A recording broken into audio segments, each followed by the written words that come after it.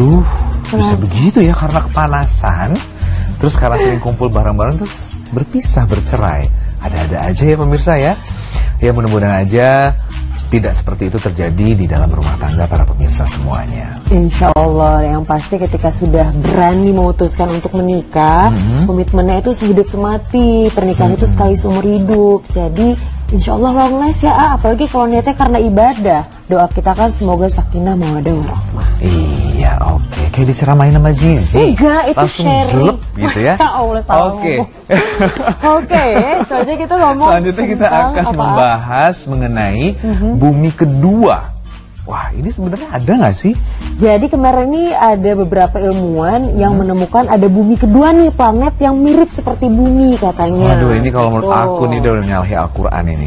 Karena memang kita diciptakan di dalam bumi. Ada air, angin, tanah, semuanya memang untuk kita disiapkan semuanya, pepohonan, binatang untuk kita makan. Tapi kalau di tempat lain, waduh, ini gimana nih ya dalam pandangan Islam ya? Kita bahas nanti pemirsa, jangan kemana-mana, tetap di Berita Islami Masa Kini.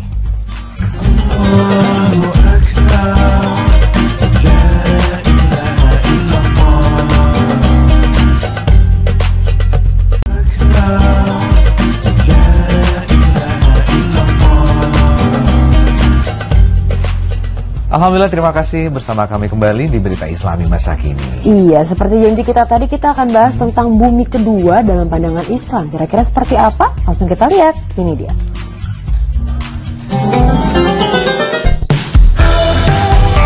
Bumi kedua menurut kacamata Islam.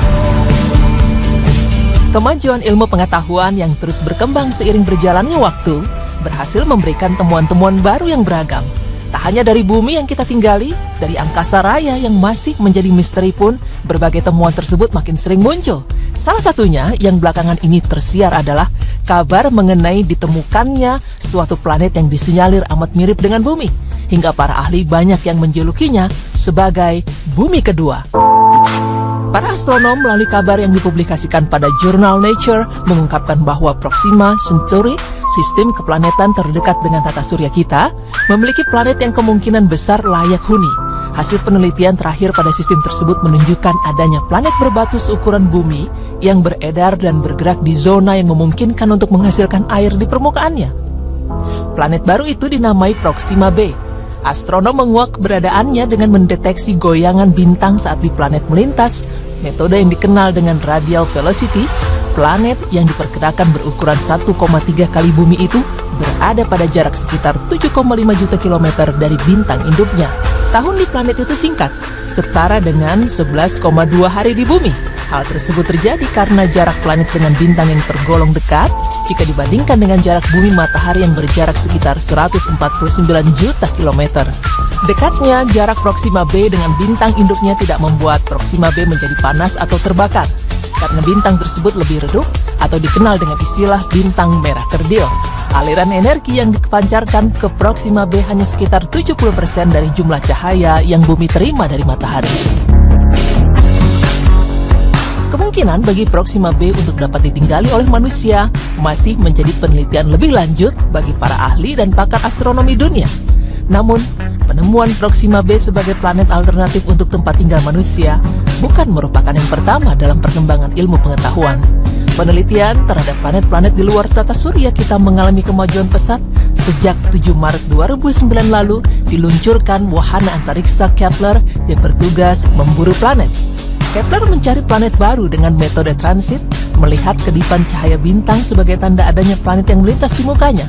Sampai saat ini telah ditemukan lebih dari 1000 planet, di mana 550 diantaranya merupakan planet batuan seperti bumi. Dari jumlah 55 tersebut, 100 diantaranya seukuran dengan bumi, dan ada 9 planet yang diduga layak untuk dihuni. Di antaranya yang paling terkenal di kalangan para astronom adalah Kepler 186f, Kepler 452b, Kepler 1638b, dan Kepler 1229b. Lantas, bagaimana Islam memandang penemuan planet-planet bumi kedua ini? Pemirsa beriman, hal pertama yang perlu dipahami adalah bahwa sesungguhnya Al-Quran bukan hanya menerangkan ibadah saja. Tetapi lebih jauh, dia juga menerangkan hal-hal yang berkaitan dengan ilmu tingkat tinggi yang justru lebih lengkap dan sempurna. Akan tetapi selama ini yang dipelajari para ilmuwan muslim baru sebatas hal yang berkaitan dengan ibadah, sehingga memunculkan anggapan Al-Quran tidak mampu menerangkan hal-hal berkaitan dengan segala yang ada di semesta. Sebenarnya, sejak 15 abad yang lalu, Al-Quran telah menerangkan berbagai persoalan yang ada di jagat raya ini. Masalahnya ada pada batasan pemahaman manusia dan pilihannya untuk bagaimana mengkaji Al-Quran. Jika melihat ke dalam Al-Quran sebagai petunjuk bagi kita, di dalamnya Allah Ta'ala berfirman, dan sebagian dari tanda-tanda kekuasaannya ialah menciptakan langit-langit dan bumi, dan apa yang ditebarkannya pada keduanya dari makhluk melata atau dabah, dan dia berkuasa mengumpulkannya apabila dikehendakinya. Quran Surah Asy-Syura ayat 29. Selanjutnya, jika kita mengkaji lebih jauh, terdapat kata dabah pada ayat tersebut yang diartikan sebagai makhluk melata dan ditebarkan di langit dan bumi. Pada ayat lain, Allah Ta'ala berfirman, dan Allah telah menciptakan hewan dabah dari air, maka sebagian ada yang berjalan di atas perutnya, dan sebagian berjalan dengan 2 kaki, sedang sebagian yang lain berjalan dengan 4 kaki. Allah menciptakan apa yang dia kehendaki. Sungguh Allah Maha Kuasa atas segala sesuatu. Quran Surah An-Nur ayat 45. Kembali kepada planet bumi lain serta kemungkinan manusia untuk hidup di sana, dengan melihat bahwa dabah disebarkan di langit dan bumi, ada kemungkinan ada kehidupan lain di luar planet bumi yang kita tinggali, dan manusia sebagai makhluk Allah bisa hidup di planet lain sebagai wilayah langit sebagaimana dabah yang ditebarkan. Namun pemirsa, seperti halnya bentuk bumi, keberadaan bumi lain, adanya kehidupan di luar bumi, dan kemungkinan manusia untuk hidup di planet lain bukanlah masalah i'tiqadiyah atau hukum tentang rohani manusia dengan Allah selaku pencipta. Maka perkembangan ilmu pengetahuan serta teknologi yang terus ditingkatkan oleh manusia pada akhirnya akan memberi jawaban yang lebih pasti. Namun tentu saja berdasarkan seizin Allah Ta'ala selaku penguasa semesta. Semoga apa yang kami paparkan bisa menambah pengetahuan serta pemahaman, dan terlepas dari bisa atau tidaknya manusia untuk hidup di planet selain bumi, semoga Allah senantiasa memberikan rahmat dan nikmatnya kepada kita semua. Amin. Disebarkan di langit dan bumi, ada kemungkinan ada kehidupan lain di luar planet bumi yang kita tinggali, dan manusia sebagai makhluk Allah bisa hidup di planet lain sebagai wilayah langit sebagaimana dabah yang ditebarkan. Namun pemirsa, seperti halnya bentuk bumi, keberadaan bumi lain, adanya kehidupan di luar bumi, dan kemungkinan manusia untuk hidup di planet lain bukanlah masalah i'tiqadiyah atau hukum tentang rohani manusia dengan Allah selaku pencipta. Maka perkembangan ilmu pengetahuan serta teknologi yang terus ditingkatkan oleh manusia pada akhirnya akan memberi jawaban yang lebih pasti. Namun tentu saja berdasarkan seizin Allah Ta'ala selaku penguasa semesta. Semoga apa yang kami paparkan bisa menambah pengetahuan serta pemahaman, dan terlepas dari bisa atau tidaknya manusia untuk hidup di planet selain bumi, semoga Allah senantiasa memberikan rahmat dan nikmatnya kepada kita semua. Amin.